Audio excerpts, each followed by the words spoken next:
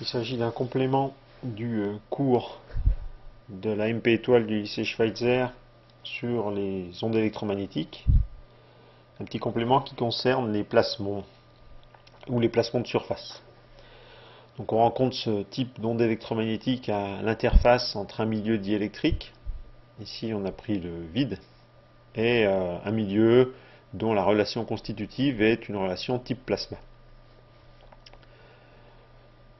D'un point de vue expérimental, on peut réaliser ces plasmons à l'interface entre une fine couche de métal et un milieu comme du verre. On va obtenir, en éclairant à l'arrière de la couche métallique, par une onde électromagnétique en incidence presque limite pour la réflexion totale. On va aussi retrouver ces plasmons dans des milieux composés de nanoparticules de métal qui permettent d'avoir des caractéristiques particulières pour ces milieux, en particulier par exemple des milieux d'indice négatif. Ces plasmons, en dehors de la réalisation de milieux particuliers, sont utilisés puisqu'on verra que les propriétés de propagation sont très sensibles à l'interface entre le milieu type plasma et le milieu diélectrique. Eh bien, ils seront utilisés pour faire des détecteurs, en particulier en biologie.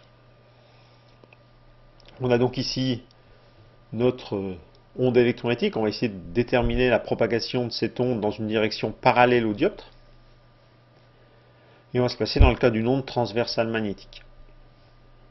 Donc les champs dans le vide, BV, et dans le plasma, BP, sont tangents à l'interface entre les deux milieux.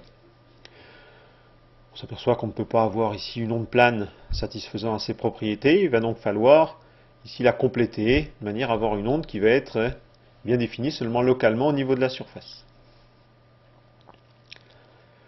Cette onde n'est pas physiquement plane puisque dans un plan d'onde ici x égale à constante, on se retrouvera avec effectivement une amplitude qui va décroître quand on espère ici s'éloigner de la surface. Mais mathématiquement, en faisant intervenir ici, par exemple pour le vide, un vecteur d'onde kV de la forme kVux moins une quantité imaginaire sur uy, on s'aperçoit qu'on retrouve mathématiquement un vecteur d'onde. On peut faire bien sûr la même chose au niveau du plasma. Les signes des parties imaginaires vont être liés à la solution qu'on désire. On désire ici avoir notre onde localisée au niveau de l'interface, donc un delta V, un delta P positif, et la propagation, donc KV et KP aussi des réels positifs. Alors l'onde n'est bien sûr plus physiquement plane, mais étant donné qu'on a un vecteur d'onde, elle garde la structure mathématique qui a servi à simplifier les équations de Maxwell pour les ondes planes progressives monochromatiques. Donc on va pouvoir utiliser l'écriture des équations de Maxwell pour les OPPM.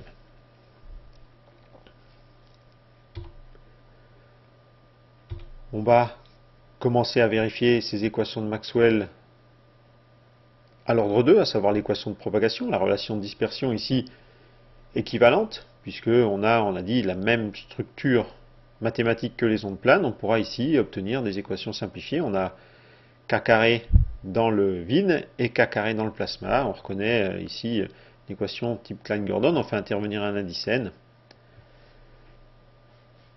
Les conditions de passage du champ magnétique à l'interface, continuité de sa composante tangentielle, ici il n'y a pas lieu d'avoir des courants surfaciques, va donner bien sûr la même pulsation méga, ça on s'en doutait, et ici va donner aussi KV et KP identiques puisque la relation doit être vérifiée quel que soit x pour tous les points de l'interface. Donc on va faire intervenir K égale à KV et KP.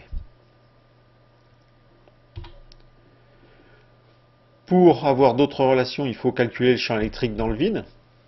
Donc on l'a dit, on a la structure mathématique qui permet de remplacer le rotationnel de B par moins JK vectoriel B. Donc on obtient une relation type, c'est Maxwell-Faraday pour les ondes planes, sauf que le vecteur KV, ici, n'est pas un vecteur qui indique la direction de propagation, il a une partie ici imaginaire qui est orthogonale à cette direction de propagation. Donc la conséquence va être que le champ électrique n'est plus transverse. À partir de champ magnétique dans le vide et du vecteur KV, on obtient le champ électrique. Donc on aperçoit effectivement qu'on a une partie longitudinale pour ce champ électrique qui est bien sûr relié ici au paramètre delta V.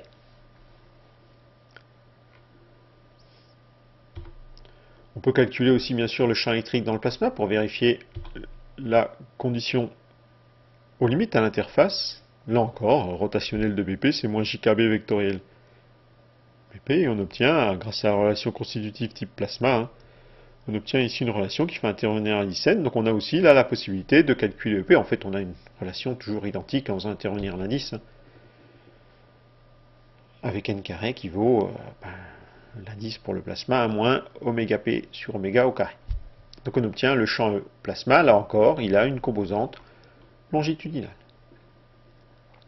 Donc la composante transversale du champ électrique étant normale à l'interface entre les deux milieux, on n'a pas de problème de continuité. C'est sur la composante longitudinale, continuité de la composante transverse du champ à l'interface entre deux milieux, cette composante longitudinale va imposer des conditions. Donc ici on a notre champ plasma complet. Donc cette condition de passage champ électrique plasma, champ électrique vide, va entraîner une relation. On s'aperçoit que c'est la composante longitudinale qui entraîne cette condition. On a ici delta P n carré égale à moins delta V. Si on veut delta P et delta V positif, eh bien on est obligé d'avoir n carré négatif, c'est-à-dire l'indice du plasma ici négatif. Il faut qu'oméga soit plus petit que oméga P. Donc n carré négatif. Si on utilise les relations de dispersion plus cette condition ici sur la relation entre delta P et delta V, la condition de passage, avec bien sûr la condition de passage qui entraînait KV égale à KP pour le champ magnétique, eh bien on obtient par élimination l'expression de K avec n carré négatif. Si on veut K carré positif pour avoir effectivement propagation, on se retrouve ici avec deux conditions. Donc il faut qu'oméga soit plus petit que oméga P sur racine de 2. Donc on se retrouve ici avec les conditions qui permettent la propagation de ces ondes de surface à l'interface entre nos deux milieux. Si le milieu supérieur est un diélectrique, bien sûr il faudra remplacer les epsilon 0 présents dans les équations par un epsilonaire epsilon 0. Et effectivement, on peut arriver à avoir une sensibilité pour ces plasmons à la valeur epsilonaire.